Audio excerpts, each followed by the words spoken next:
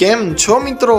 ગોધરામાં પ્રથમવાર આવી ગયું છે સ્પેશિયલી લેડીઝ માટે જીમ એન્ડ યોગા સેન્ટર, જ્યાં તમને મળી જવાના છે લોટ્સ ઓફ બેનિફિટ્સ. જી હા, એકદમ સાચે સાંભળ્યું.